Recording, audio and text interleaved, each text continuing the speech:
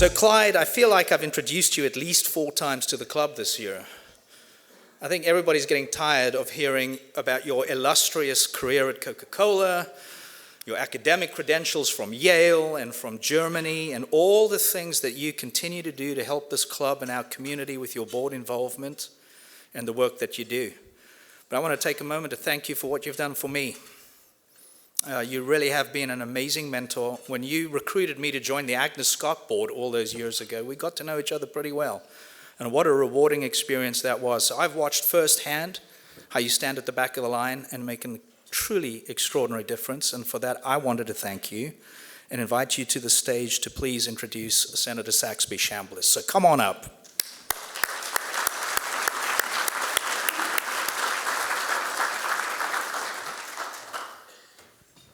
Thank you, President Adrian. You may never introduce me ever again, but I appreciate that. Thank you. Senator, thank you for your time today. It's an honor to have you once again in front of this audience. I want to everybody knows Senator Chambliss. I'm not going to go through his resume. I want to tell you, just by way of introduction, a couple of things that you may not know about him, and that you, no, we're not going to tell that story. But Senator Chambliss actually was born in Warrenton, North Carolina. His father was an Episcopal priest. He lived all over the Southeast as his father moved from one parish to another, South Carolina, Tennessee. He eventually finished high school in Louisiana, in Shreveport. And I was with Senator Chambliss recently and Kim Green. And Kim Green's a graduate of the University of Tennessee. The senator went to law school at the University of Tennessee, and when asked about his allegiance, he was very clear about that at University of Georgia, first and always. I'm going to just ask him by way of introduction, though. It's very interesting. You know, he always describes himself as a country lawyer from Moultrie, Georgia, although far, far more than that we know is the story. He was the member of the famous class of 1994, which was the year he was elected first to Congress. And that was a period where, as you may recall, Congress was going through seismic change. I want to start today, Saxby, because it's a very interesting story about your being elected to Congress. You're one of the first Republicans to represent Georgia in that Congress. Just tell us a bit about that story. Why did you run, the election, and going to Congress at a time of great change? Well, thank you, Clyde, and it's glad to be back at the Rotary Club here. I've been here several times over the years and have an awful lot of good friends here, so look forward to being with you for a little while here today. Yeah, I was a true country lawyer in Moultrie, Georgia in the early 90s, and Tommy, it would take me 7 minutes to leave my office and be on the number 1 tee. So we had a pretty good life in Moultrie, and I like most small town lawyers, you're involved with everything. I was not a Rotarian. I was a Kiwanian, president of the Kiwanis Club, and the JCs and Chamber of Commerce, and very involved in my church. And one day in middle of the day, a couple of my friends called me up and said, "We're going to have a cocktail party this afternoon, and we'd like to invite you to join us." That's pretty easy for me when you get an invite like that. So I went out to visit those folks that afternoon. It turned out to be about 20 members of the community, the leadership in the community of Moultrie. And the reason for the cocktail party was to ask me about thinking about running for Congress. And I said, wow, I was kind of overwhelmed by that. But it was intriguing, having been in leadership positions around my community and having the opportunity to be elevated in another leadership role was very intriguing. So I went home, I told him, I said, guys, I can't make that decision without talking to my wife. So, and Julianne was a classroom teacher for 30 years. And she was enjoying life. We had 2 great kids. Everybody was doing well. And when I told her about that meeting that I had been to that afternoon and what the request was or the conversation was, she started crying and she said, "You're going to screw up my life because you're going to go off to Washington and leave me." I said, no, we're not going to do that. But I would not have made the decision to run for Congress without her being 150% in favor of it. And she ultimately was. And she was always integral in what I was involved with, whether it was a campaign or anything I was doing in D.C. She was a perfect wife of a politician. By way of full disclosure, Saxby is my boss. So he's the chairman of the board of the company that I'm currently running. And so I promised him that I was going to throw him nothing but softballs today. So let's talk about tariffs.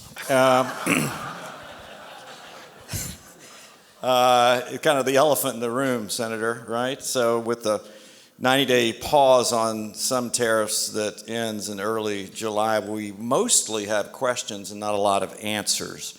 Will we begin to see some bilateral deals? Does it all start with China? What are the members hearing from their constituents back home?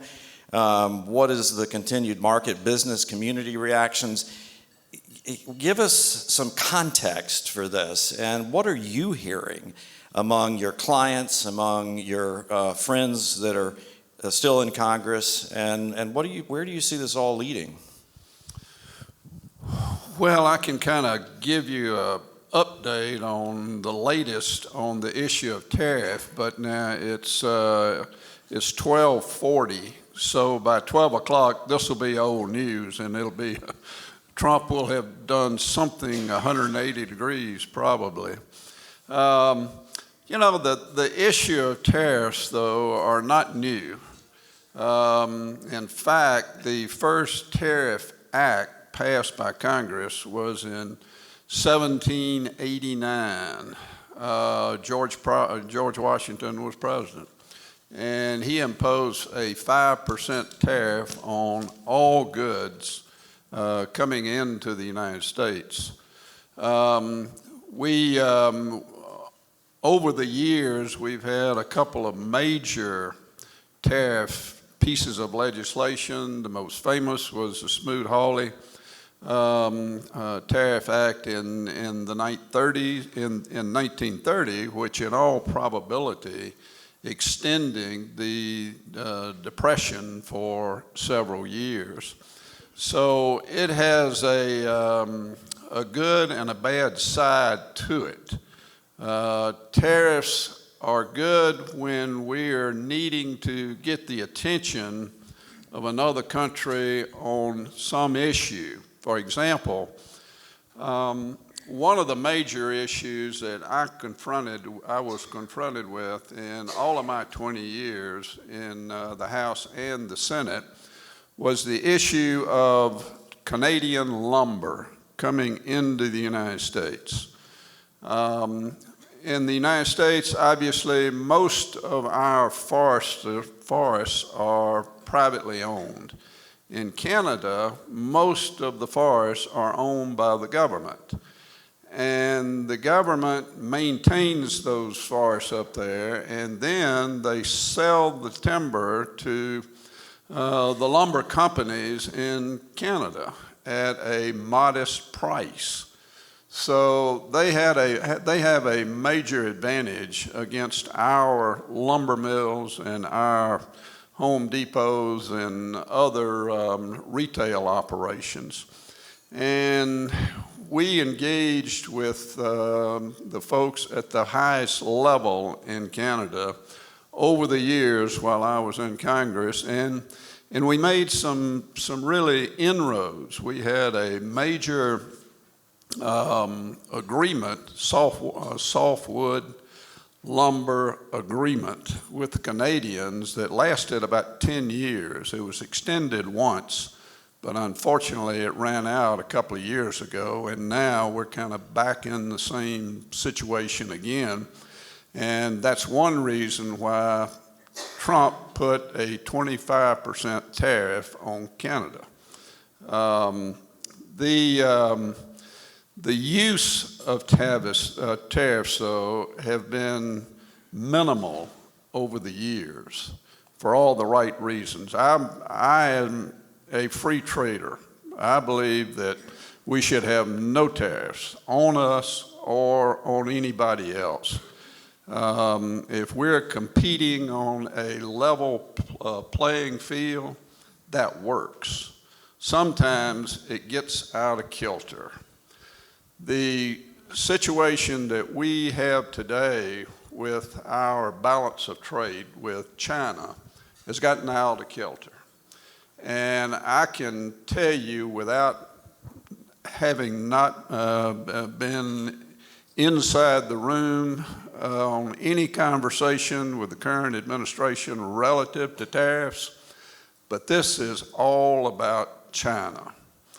If we could resolve the situation with China, all of these tariffs would ultimately go away with, in my opinion. And unfortunately, I think we're talking with all of our friends around the world who we have imposed tariffs on, relative to trying to get the playing field leveled in those countries, but we're not engaging with China. The Chinese have become a major factor economically, militarily, and otherwise, including technology. And until we get them at the table and are able to have a meaningful conversation, I think we're going to be in a precarious economic situation around the world, but particularly here in the United States.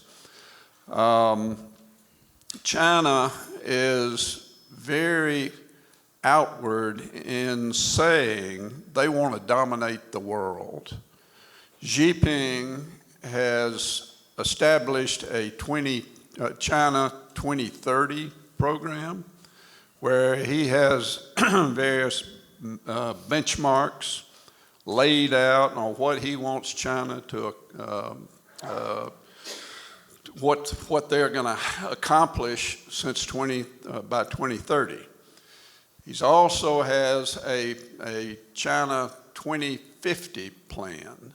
In the 2020 plan, he is very forthright in saying that China wants to dominate the world from a military standpoint as well as an economic standpoint. We just went through kind of a mini situation relative to China where the United States and China were head-to-head on the development of 5G. We had a good opportunity to get out front and stay out front. But unfortunately, our bureaucracy didn't allow us to do that. And frankly, in that, at the end of the day, China won the 5G race. Now, we're beyond 5G. I mean, we're all into 6G now, and we're going to be into 7G before long. And hopefully, we will have a lot of lessons learned that we will take advantage of in the 6G race. The new game in town is AI. And everybody has heard about AI. You've probably heard some negative things about AI. But let me tell you, there are a lot of positive things about AI also, particularly in the medical field. And China has committed that they're going to win the race with AI. The United States is ahead right now because we have made the right kind of investments, and we have had the private sector going hand in hand with the government, and we've got to continue to do that if we're going to win the race in AI. China has committed $2.5 trillion to be spent in the short term from an R&D standpoint on AI. And we have not done that. So we're going to have to put our brightest minds to work to make sure that the U.S. government as well as the private sector are working hand in hand so that we can stay ahead on the issue of getting the biggest, most or the fastest quantum computer that can operate, and that hopefully we'll be able to win the AI race. Now, tariffs are no fun if you're on the retail side, particularly. There was a confab at the White House last week. You probably have seen this, that the CEO of Home Depot, Walmart, and Target were called by the administration to come to have an Oval Office conversation.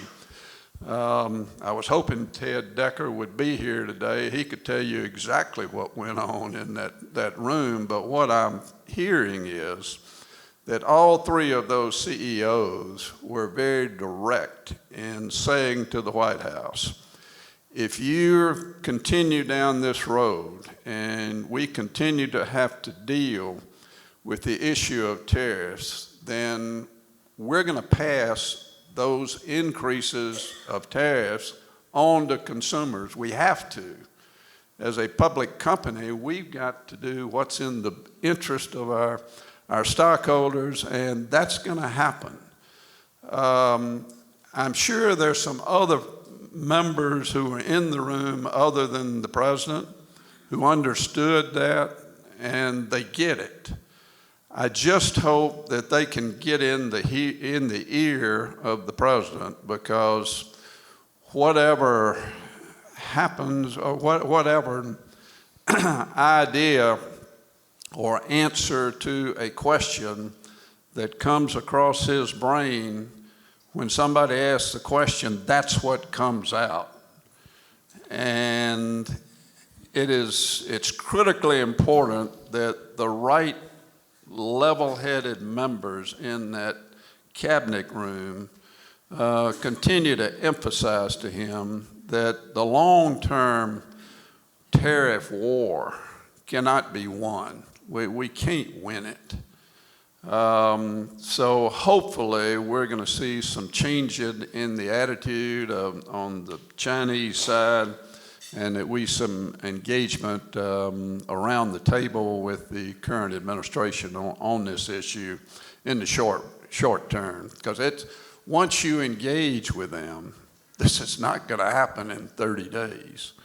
This is going to be a long negotiation. It will benefit the United States, it will benefit China, but it's going to be some very difficult negotiations and long-terming negotiating. Are you suggesting that you can get in Trump's brain?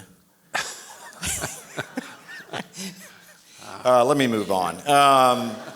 Now, my next softball question. Let's turn our attention to Doge and Elon Musk and spending and the budget. I told you there were going to be softball questions, Senator. The president's budget is rumored for early May. The leaks so far are revealing major cuts and reorganizations. Two questions, really. What do you think the reaction will be of Congress, particularly among Republican appropriators? And then the second one really is about the tax bill. I mean, at the end of the day, business, it doesn't like uncertainty, and they need certainty. And so when do you think we will see a final tax bill as part of the whole budget process?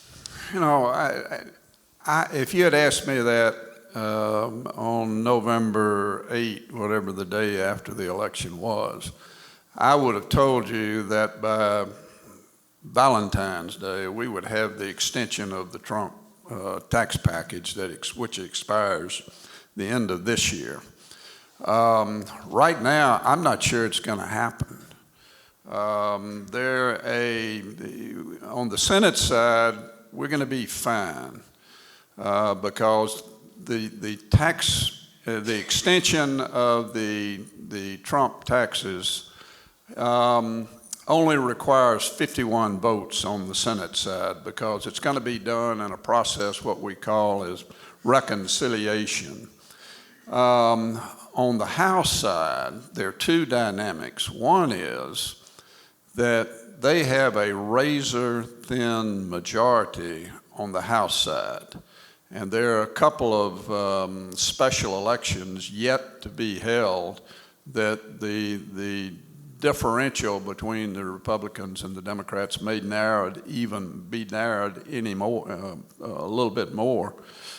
And the second dynamic is that other than having to have all 222 or 24, whatever it turned out to be, thinking in the same vein relative to the extension of the taxes, you're going to have to not want a lot of extraneous issues, outside budget issues in reconciliation.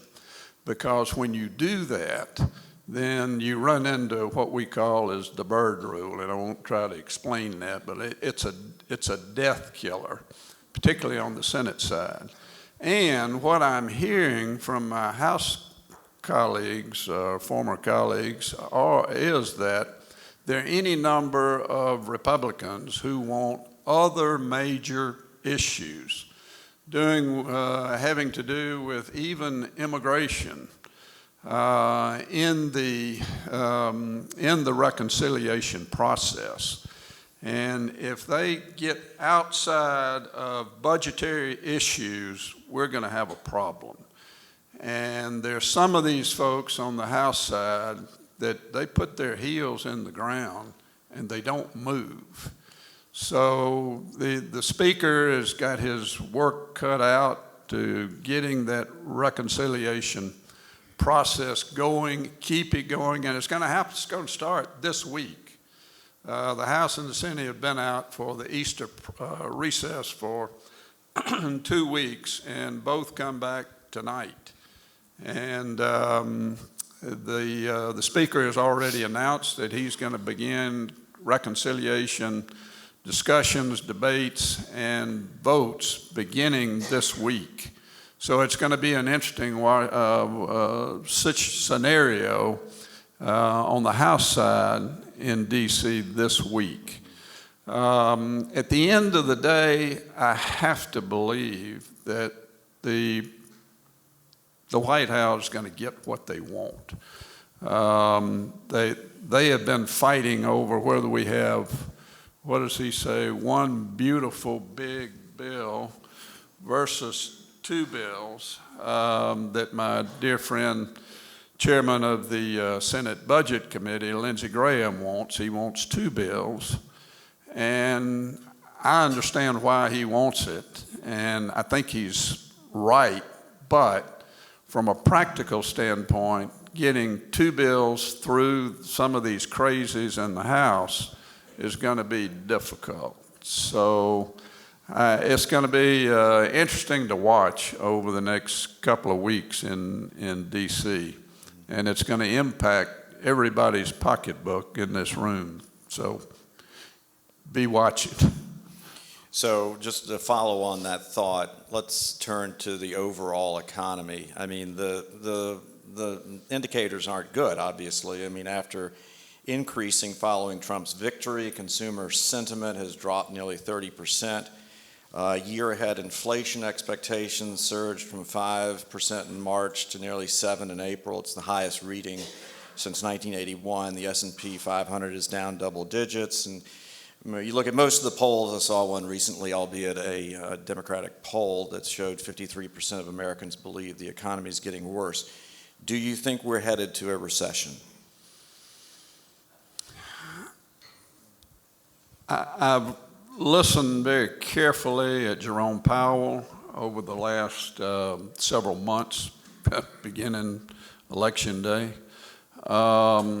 And I could not have been more happy to hear a president say anything that what this president said the other day was that he has no intention of trying to fire the chairman of the Fed. I think he has the ability to continue with the right kind of fiscal policies inside of the Fed. That's going to dictate a lot of on the issue of whether or not we ultimately have a recession. But we got somebody that's going to be in the room making the decisions, and he's the right guy to have there. What I fear is that if this issue on the tariffs continues in the direction that it's going to right now, Powell and every economist has said that portends for a recession to happen if we don't change our ways. I don't know all of the members of the cabinet. I do know a couple of them, and I know they're smart men. Secretary Bissett is a smart financial guy. Secretary Bergman is a smart guy. He's made a lot of money, and he has not made a lot of money being stupid. So when they sit around that cabinet room and continuing have conversations relative to tariffs, I'm 100% certain that if it looks like we could be heading toward a recession, I have to believe that they're going to be able to convince the president that we got to change course. He's his own man, and he's hard to convince, but he's made a lot of money also, and he hadn't been stupid in getting to his status in life from a financial standpoint. So I would have to say, Clyde, that that the powers that be are going to be doing everything they can to make sure that we do not go into a recession. So from your mouth to God's ears, Senator, thank you. Last question before we open things up. There's probably no one that I know who knows more about intelligence and national security issues, interests, challenges than Senator Chambliss. You all will recall he served on the Permanent Select Committee on Intelligence in the House, and then also during his time, the Select Committee on Intelligence in the Senate. He was vice chairman of that committee from 2011 to 14. What do you think, Senator, is America's greatest national security threat? Well, clearly China is our number one potential adversary. You know, when we look at history of the United States, where we tried to project and where the next military conflict would be. From the standpoint of our success, we failed 100% of the times. We never figured out where our next adversary would come from. So when I say that China's our number one theoretical adversary out there, there's so many reasons pointing in that direction.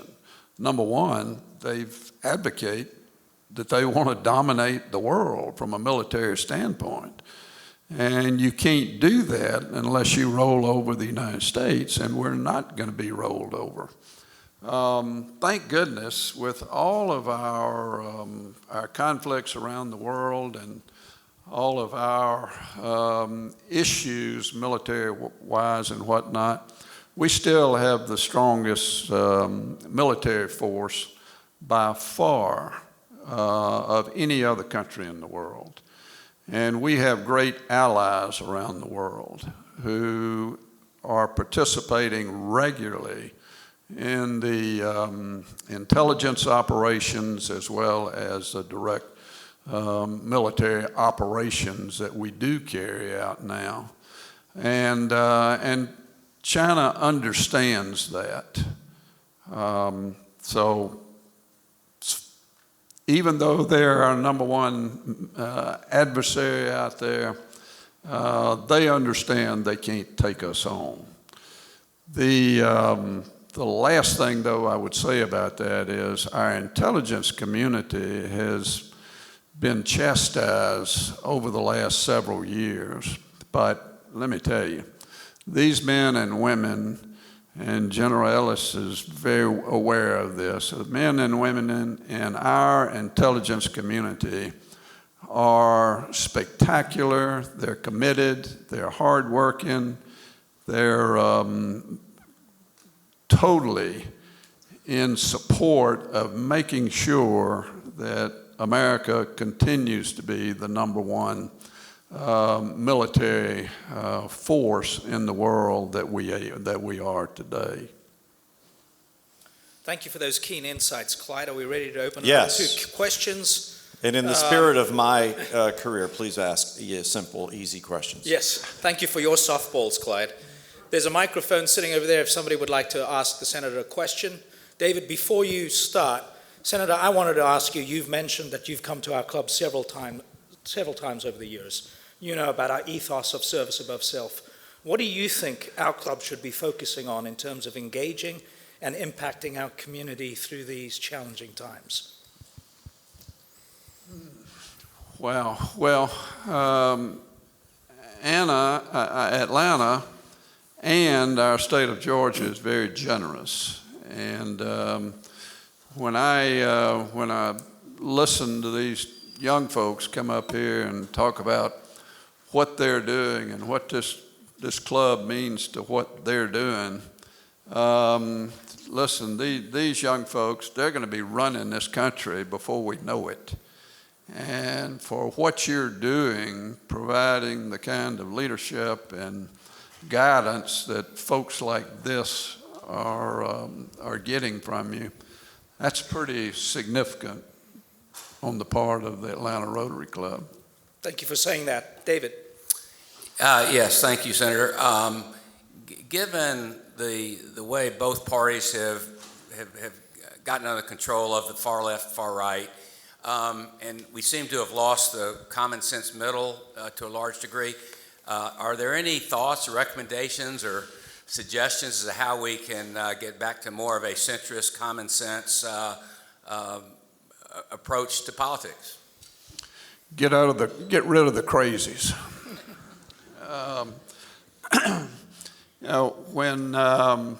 When I was in the House, and I was there for 8 years, and the House is a great institution. I thoroughly enjoyed it. But our forebears who wrote the Constitution designed the House to be like this.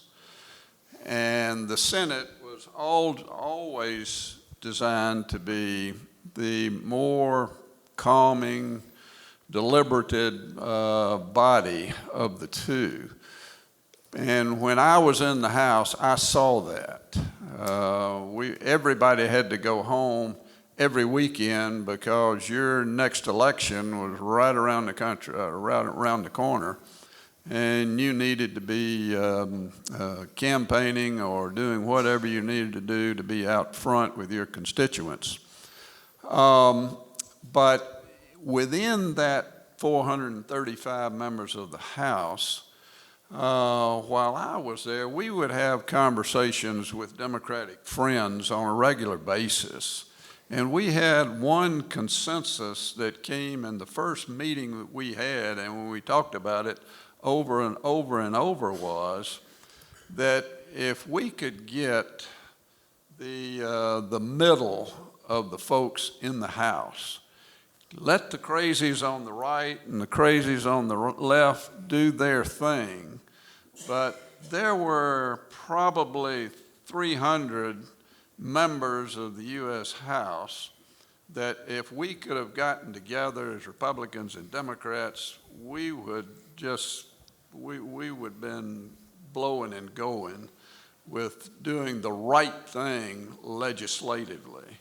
But that never happens. I mean, you can't, practically, it can't happen, and the leadership on the other side would not let it happen.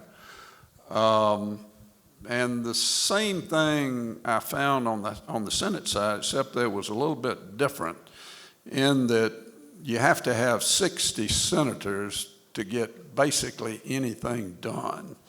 So today we've got 54 senators on the Republican side. That means that if we want, David Perdue's nomination is coming up tonight. And the motion to proceed is the first vote that they will have. You have to have all 54 Republicans voting for him to proceed for the debate on his nomination. And we got to have at least 6 Democrats. So I say that just to say that on the Senate side, it's much more collegial. It's not designed to be like this. It's more designed to get together with the Democrats and the Republicans and sit down and get on a piece of legislation the best ideas from the Republicans and the Democrats putting together. And every piece of legislation that I ever voted on, the best pieces of legislation were done that way versus having a piece of legislation that was passed with 100% Republican votes or 100% votes of Democrats. But David, how are you going to? Ultimately, it will change. It will be a long time. The voters will figure it out, and at some point in time, civility will it will return again. But it's compromise in Congress these days is a 4-letter word. We have time for one more. Go ahead, Sharon. Yes, Senator, thanks for your wisdom and your candor this afternoon. We really appreciate it. There are many, many things about all these various cuts that trouble me, but I'm going to focus on one, make it simple, which is the massive cuts to science. Everything from NIH research on Alzheimer's cures to research, massive cuts to research universities. I mean, the list goes on and on and on, and they're in every field.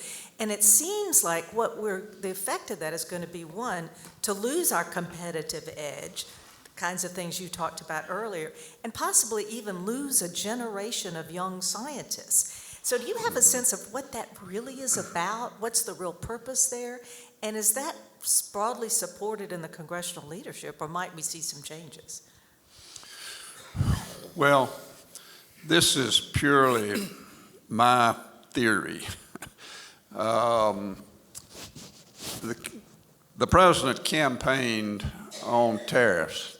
Most people don't remember that, but he talked extensively about tariffs during the campaign.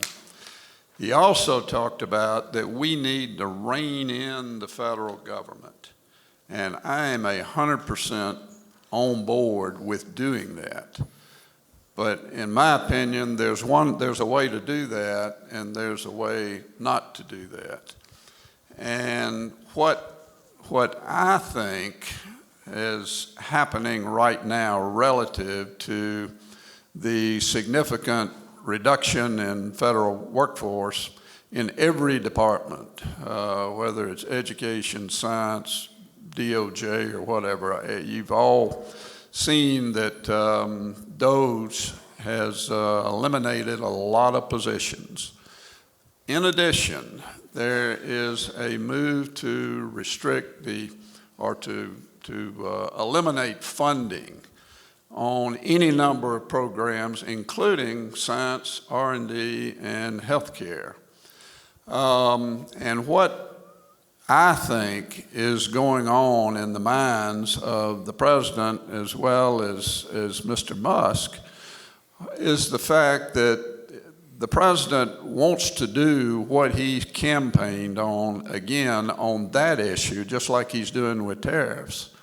And if he's going to be able to do what he's wanting to do, he's got to do it within the first 2 years, because the House is back and forth on a regular basis, and it may go to Democratic next time around, and he's not going to be able to get any of these things done. So I think what he is by design doing is to overreaching from the standpoint of eliminating people from these various departments, knowing that he's going to have to give back. I think he's overreaching on reduction of funding for programs, knowing that he's going to have to reach back.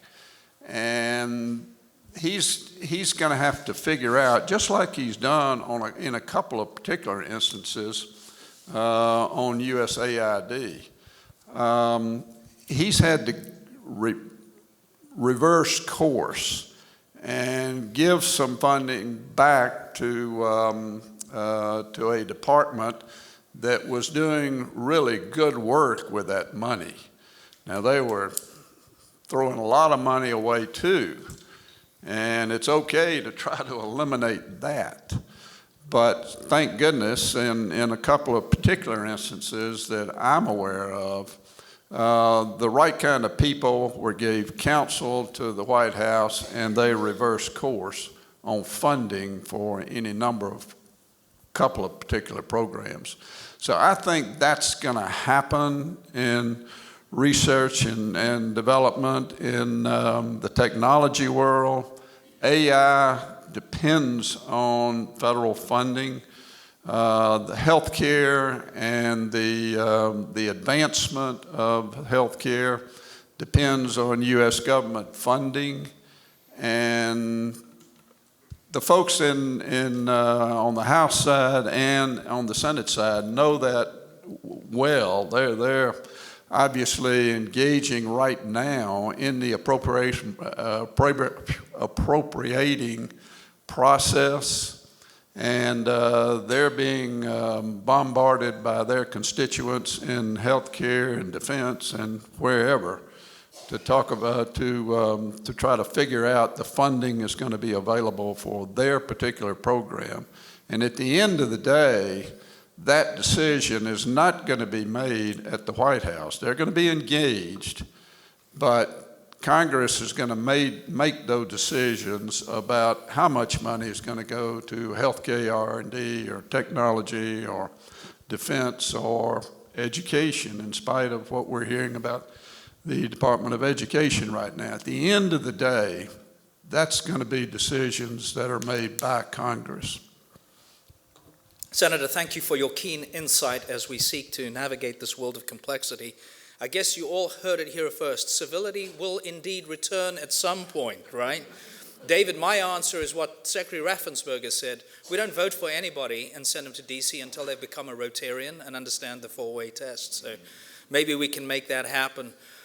We accept your challenge. Our club will continue to inspire the next generation to have this multiplying effect of what happens in this room every Monday to our Rotaract and Interact folks. Thank you for being here today, for continuing to inspire us to be better at what we do.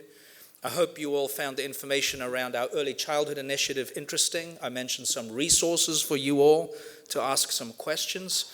Here are our upcoming programs. Remember, we don't have a program at lunchtime on Monday. First, 100 visitors to the Botanical Garden get free parking.